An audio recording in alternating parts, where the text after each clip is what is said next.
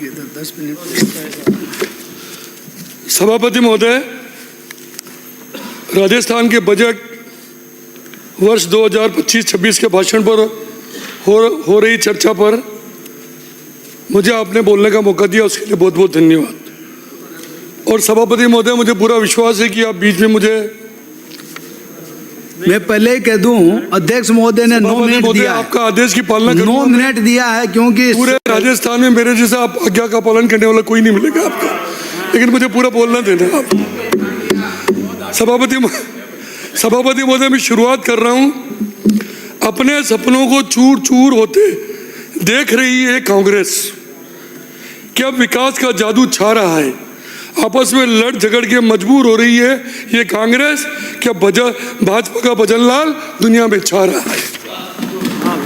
अध्यक्ष महोदय, आपको ध्यान होगा कि 2023-24 में अशोक गहलोत जी ने जब बजट पेश किया था तो इतने वो क्या कहते हैं, हाबले का क्या कहते हैं, वो हो गए थे कि वो एक साल पुराना बजट पढ़ गए।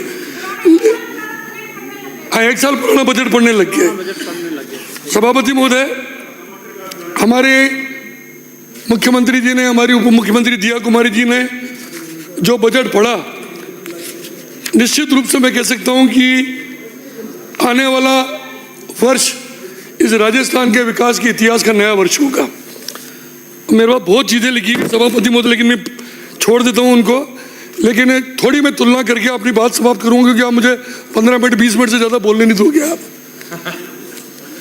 बजट में राजस्थान को 350 अरब अमेरिकन डॉलर की अर्थव्यवस्था बनाने की लिए कहा गया है।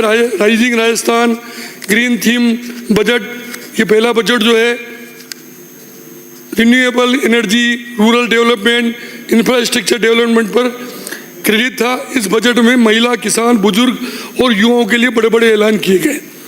सभापति महोदय, मैं कांग्रेस के 5 साल के राज की और हमारे 1 साल, क्योंकि हमारे को भी 13-14 महीने हुए, उसकी जरूर तुलना करूंगा। आपने देखा होगा कि अभी इस बजट में राजस्थान में 9 ग्रीन फील्ड एक्सप्रेस वे बनाने का कहा गया और 60,000 करोड़ की लागत से बनेंगे वो, जबकि कांग्रेस के राज में सड़कों की हालत इस राजस्थान की जनता ने देखी। ट्रैफिक कम करने के लिए 15 शहरों में हमने रिंग रोड बनाने का इस बजट में प्रावधान किया है। कांग्रेस के समय में जनता ट्रैफिक से कितनी त्राही मचा रही थी, वो पूरे राजस्थान ने देखा है। ये पहली बार हुआ है सभापति महोदय कि विधायक फंड के अलावा हमारे मुख्यमंत्री जी ने 10-10 करोड़ रुपए नॉन पेचेबल सड़क और मिसिंग लिंक पे देने के लिए उन्होंने घोषणा की है। उसके लिए आप भी तालियां बजा के धन्यवाद दो। और 15 करोड़ रुपए मरुस्थलीय क्षेत्रों में, ये बहुत बड़ी बात है सभापति महोदय। आप आराम से बोलो, मैं बैठा हूँ। सभापति महोदय, 1600 बस्तियों को पक्की सड़कों से जोड़ा जाएगा। 500 करोड़ की लागत से 500 गांवों को लाभ दिया जाएगा। 0 एक्सीडेंट जोन बनाया जाएगा। और सभापति महोदय, सबसे बड़ी चीज़, अगर कांग्रेस की तुलना हम करें तो इस बार हमने 2 लाख घरों को कनेक्शन देने का प्रावधान, इस 400 करोड़ रुपए लगा के खर्च करने का प्रावधान किया है। ये जल जीवन मिशन, आपको ध्यान होगा सभापति महोदय, कांग्रेस के 5 साल के राज में कितना भ्रष्टाचार हुआ, कितना करप्शन हुआ, ईडी की रेड पड़ी, छापे पड़े और कितने लोग जेल में अभी तक तो पूरे गए नहीं, लेकिन वो भी जाएंगे। लेकिन राजस्थान की जनता के साथ अशोक गहलोत की सरकार ने जितना कुठाराघात किया, सभापति महोदय, मन में बड़ा दर्द होता है। लेकिन आज मैं मुख्यमंत्री जी को और हमारी डिप्टी सीएम साहब को धन्यवाद देना चाहता हूँ कि उन्होंने कहा है कि हम 2 लाख मकानों को पेयजल कनेक्शन आने वाले वर्ष में उपलब्ध कराएंगे। ये हमारे लिए बहुत बड़ी खुशी की बात है। सभापति महोदय, 1 साल में 2.75 लाख सरकारी और प्राइवेट भर्तियां निकालना। अभी कांग्रेस वाले बार बार हंसते हैं कि आप खाली घोषणा करते, कुछ करते नहीं हो, जबकि हमारे मुख्यमंत्री जी ने कैलेंडर भी जारी कर दिया। 65,000 लोगों की भर्तियां भी हो गई। और निजी उद्योगों में, क्योंकि राइजिंग राजस्थान में 3.5 लाख करोड़ का जो एमओयू हुआ है और 35 लाख करोड़ का जो एमओयू हुआ है, वो धीरे धीरे हम व्रत रूप लेने लग गया है, राजस्थान में आने लग गया है। और मैं उम्मीद करता हूँ सभापति महोदय के आने वाले समय में ये 5 लाख की जो हमारे मुख्यमंत्री जी घोषणा की है, 10 लाख से ज़्यादा बेरोजगारों को रोजगार मिलेगा, इसको कोई दुनिया की ताकत रोक नहीं सकती, चाहे वो सरकारी क्षेत्र में हो चाहे प्राइवेट क्षेत्र में हो। 150 यूनिट बिजली मुफ्त देना, और पिछली सरकार ने क्या किया, बिजली बैंकिंग करने के नाम पर बिना सोचे समझे जो उन्होंने समझौते किए उसकी तकलीफ आज हम झेल रहे हैं। अघोषित बिजली कटौती करके राजस्थान की जनता ने राजस्थान की जनता को कांग्रेस ने बेहाल छोड़ दिया था सभापति महोदय। लेकिन हमारे मुख्यमंत्री जी ने पिछले 13 महीनों में 14 महीनों में, ये कांग्रेस के सदस्य विपक्ष के लोग यहाँ नहीं बैठे, लेकिन ये भी जब बिजली की बात आती तो ऑफ द रिकॉर्ड हो चाहे सामने बात हो, वो एक बात जरूर कहते हैं कि अशोक गहलोत जी के राज से अच्छी बिजली बद्रीलाल जी के राज में मिल रही है तो बिजली अच्छी बिजली मिल रही है। तो ये हमारे मुख्यमंत्री जी का चमत्कार है।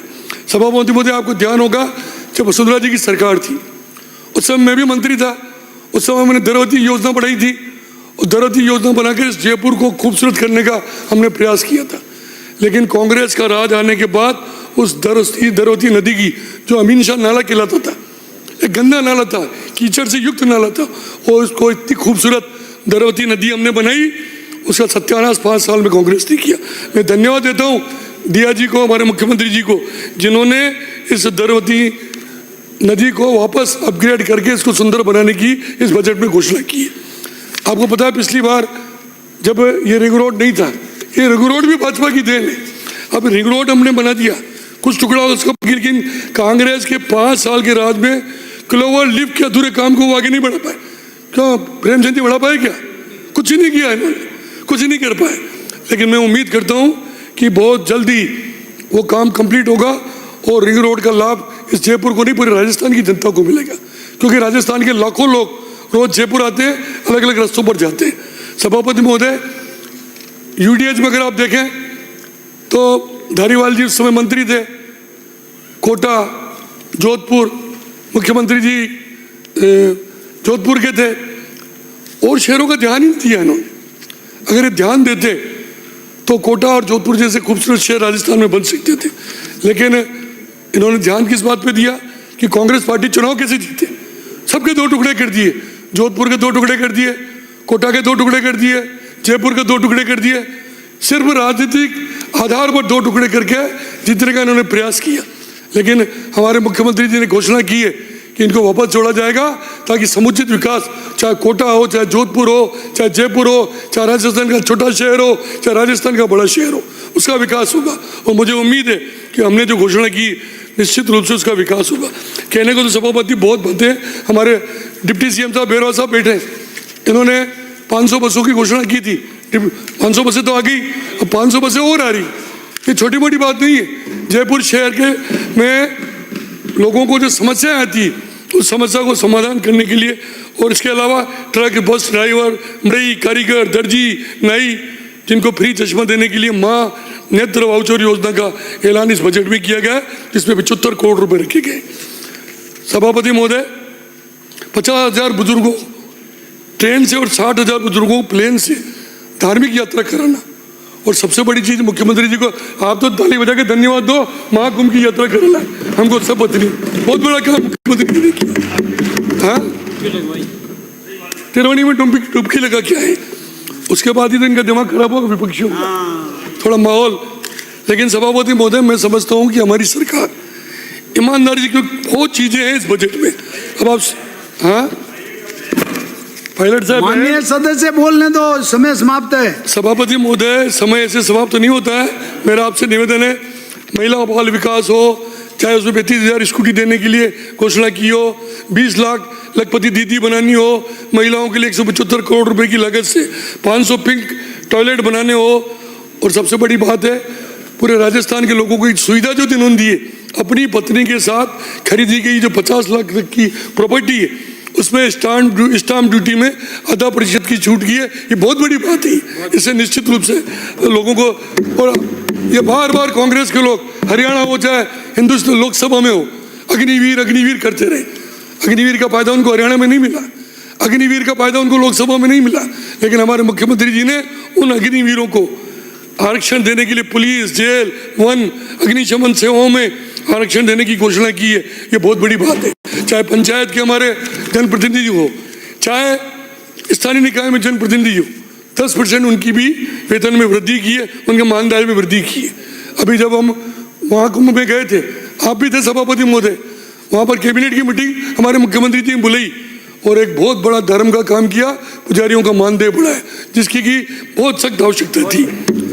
किसान सम्मान निधि की बात हम बार बार करते हैं, सभापति महोदय, किसान सम्मान निधि एक ऐसी किसान सम्मान निधि है जिसने पूरे हिंदुस्तान के किसानों को 6,000 रुपये देना हमारे प्रधानमंत्री जी ने घोषणा की।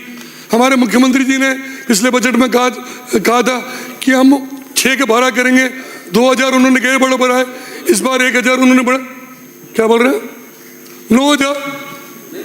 9,000 रुपये कर दिए। उससे हमारे, और मैं समझता हूँ आने वाले 3 बजट जोड़ हो रहे, उन बजट में आराम से 12,000 रुपये साल के उनके हो जाएंगे और किसान को बहुत बड़ी राहत मिलेगी। सभापति महोदय, 50,000 कृषि और 5 लाख घरेलू बिजली कनेक्शन, 900 करोड़ रुपए से क्लीन एंड ग्रीन सिटी बनाने का ऐलान।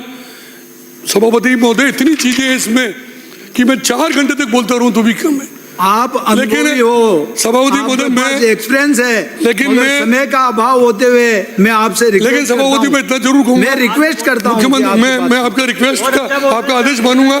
लेकिन सभापति बोले एक चीज उन्होंने अच्छी की कि हमारे एमएलएस को 10-10 लाख रुपए जो जन सुनवाई केंद्र बनाने के लिए दिए। मैं उसमें ये भी एक रिक्वेस्ट और कहूँगा, 10 के थोड़ा 15-20 कर दे ताकि और सुविधाएं भी वहाँ पर हो जाए। और 25 लाख रुपए उसमें हो जाएंगे तो बाकी तो किस एमएसपी बढ़ाने की बात हो, कृषि में नई तकनीक की बात हो, कई चीज़ें सभापति महोदय बजट में हुई है। बोलने दो अध्यक्ष, मैं प्लीज 20 आदमी है, मैं बस 1 मिनट 2 मिनट और बोल रहा हूँ। 2 मिनट और। जिंदगी कहती है कि व्यक्ति एक बार भूल होने पर खुद से क्षमा याचना करे, 2 बार भूल होने पर खुद को चेतावनी दे, 2 से अधिक बार भूल होने पर सबसे क्षमा मांगे। यही जीने की राह है। डरने वाले लोगों को डराएंगे, झुकने वाले लोगों को झुकाएंगे। हौसले से सफर तय कर नादा, तेरे इरादे से लोग सहम जाएंगे। मैं भजनलाल जी शर्मा के लिए कहना चाहूँगा कि बाधाओं में बंद नहीं, जो बादल तूफान को क्या जाने, पहचान नहीं दे जाता वह जो समर्पण भाव मन में ठाने। मैं चल पड़ा हूँ, आंधियाँ हट जाएगी, बिजलियाँ हो मौन वही डट जाएगी। तूफान की औकात क्या जो मुझ मुसाफिर को रोक ले, मेरे विश्वास की धार से चट्टान तक कट जाएगी।